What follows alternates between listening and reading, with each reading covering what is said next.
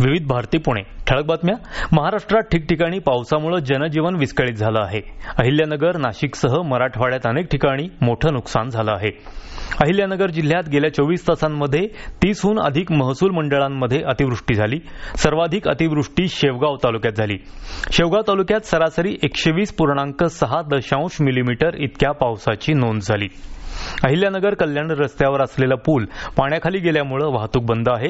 शेवगाव गेवराई रस्त्यावर नदीला पूर आल्यामुळे ही सुद्धा वाहतूक बंद आहे. नाशिक शहरात गंगापूर धरणाच्या पाणलोट क्षेत्रात जोरदार पाऊस झाल्यामुळे गंगापूर धरणातून सुरू असलेल्या विसर्गात 1996 क्युसेकनं वाढ करून एकंदर विसर्ग 2272 क्युसेक करण्यात आला आहे. त्यामुळे गोदा काठच्या नागरिकांना खबरदारीचा इशारा देण्यात आला आहे. बीड तालुक्यातील लिंबारोई इथं झालेल्या अतिवृष्टीमुळे पुलाला भगदाड पडल्यामुळे गावाचा संपर्क तुटला आहे. आमदार संदीप क्षीरसागर यांनी लिंबारोई इथं भेट देऊन पाहणी केली. तसंच अधिकाऱ्यांना तात्काळ मदतीच्या सूचना केल्या. दरम्यान महाराष्ट्रात ओला दुष्काळ जाहीर करण्याची मागणी काँग्रेसचे विधिमंडळ नेते विजय वडेट्टीवार यांनी केली आहे. आसाममधील गायक जुबिन गर्ग यांच्या पार्थिवावर आज अंत्यसंस्कार करण्यात येत आहेत. कामरूपमधील सरुसाजे स्टेडियमवर आज सकाळी त्यांचं पार्थिव अंत्यदर्शनासाठी ठेवण्यात आलं होतं.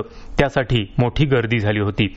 सिंगापूरमध्ये स्कुबा डायव्हिंग दरम्यान गर्ग यांचा मृत्यू झाला होता.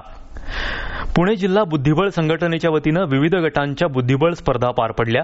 श्लोक आहुजा, गोरक्ष खंडेवाल, कविश भट्टड, मार्मिक शहा आणि सई पाटील यांनी 7, 9, 11, 13 आणि 15 वर्षांखालच्या गटात 7.5 गुणांसह विजेतेपद पटकावलं.